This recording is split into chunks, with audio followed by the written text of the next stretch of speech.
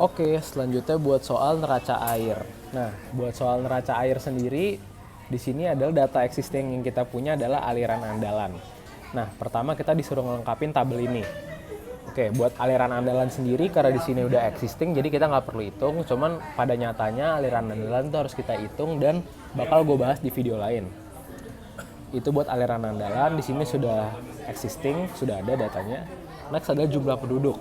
Dibilang kalau misalnya jumlah penduduknya pada awal bulan Januari itu gue anggap X-nya 0 aja, jadi 600.000, dan dia tuh berkembang 0,09% per bulannya, yang artinya di Februari artinya kalian harus tambahin 600.000 dikali 1,09%. Itu adalah jumlah penduduk di Februari.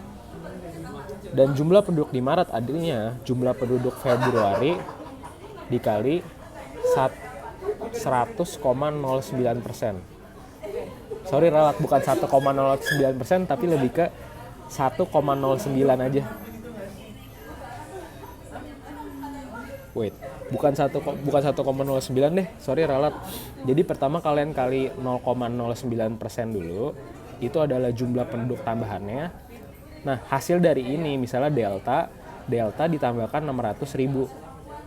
Itu buat Februari. Nah, hasil ini anggaplah delta 1, maka si Maret sama dengan delta 1 dikali 0,09% ditambah delta 1. Sebenarnya gitu. Itu buat proyeksi pendudukannya tiap bulannya. Next buat kebutuhan airnya sendiri, itu didapat dari sini 90 liter per hari per orang. Itu harus kalian convert dulu ke meter kubik. Next buat volume aliran andalan per bulannya, itu dari si meter kubik per detik, kalian harus convert dia ke meter kubik per bulan. Nah, gimana caranya? Kan dia awalnya meter kubik per second. Kalian convert dulu dia ke hari, kalian convert dulu ke menit dikali 60, ke jam dikali 60 lagi, ke hari dikali 24, dan terakhir dikalikan dengan jumlah hari pada bulan tersebut. Itu buat volume aliran andalan. Next, volume kebutuhan air per bulan. Dia tuh caranya di sini udah gue bikin rumusnya. Itu adalah baris B dikali baris C dikali jumlah hari. Artinya jumlah penduduk dikali kebutuhan air dikali dengan jumlah hari. Jangan lupa kalian harus menyesuaikan satuan-satuannya. Jangan sampai satuannya tuh tidak saling cancel. Itu buat kebutuhan air per bulannya. Next adalah volume aliran andalan kumulatif. Itu tuh sebenarnya sesimpel kalian mengkumulatifkan dari baris D dan baris E. Gimana caranya? Sesimpel kalian mengkumulatifkan seperti biasa aja. Ini kalau kalian yang belum ngerti cara kumulatif, semisal di sini ada A, maka ini misalnya normal ya. Ini kumulatif. Maka di sini juga A, cuman ketika di sini B, artinya di sini A plus B. Ketika di sini C, artinya ini A plus B plus C. Dan seterusnya. Itu buat kumulatif.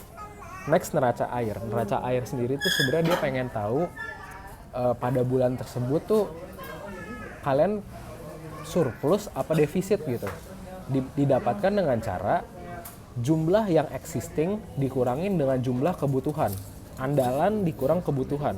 Bisa dilihat di sini baris D dikurang baris E untuk neraca air, dan untuk kumulatif artinya baris F dikurang baris G.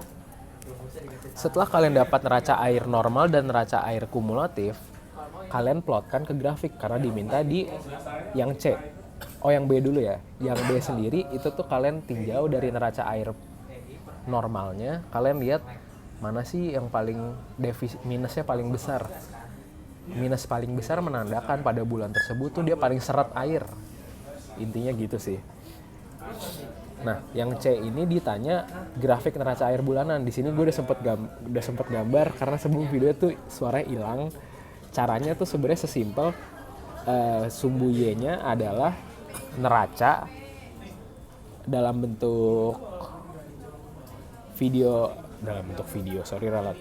Untuk yang sumbu Y-nya itu dia tuh neracanya dan X-nya adalah bulannya. Nah, buat si next adalah misalnya contoh kalian lihat di bulan Januari. Di bulan Januari kan artinya dia 2,7 juta sama 1,6 juta. Maka kalian lihat sendiri di sini kalau misalnya di bagian yang kiri itu gue ngeplot buat yang kebutuhannya 1,6 juta dan ininya tuh 2,7 juta.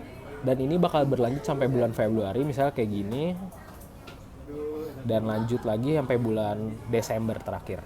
Jangan lupa kalian arsir buat perbedaan antara kebutuhan dan andalannya.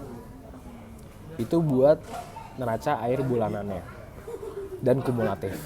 Nah, terakhir kalau kalian lihat yang D, itu kalian ditanya dulu defisit bulanan maksimumnya berapa. Itu sebenarnya didapat dari poin B sebetulnya. Nah, dari defisit maksimumnya itu, defisit paling banyaknya, itu adalah jumlah volume waduk minimum yang harus ada di waduk kalian gitu. Kenapa? Karena misal kalian ngedesain waduk berdasarkan volume yang bukan paling maksimum defisitnya, maka kalian gak bakal bisa memenuhin ketika terjadi kebutuhan air maksimum gitu. Jadinya kekurangan waduk kalian tuh. Maka dari itu diambillah volume defisit terbesar dibagi dengan katanya tuh kedalamannya. Kedalamannya jujur terserah kalian, cuman gue prefer buat pakai kedalaman terdalam aja 4 meter, dan itu bakal jadi luas waduk kita. Sekian buat neraca air.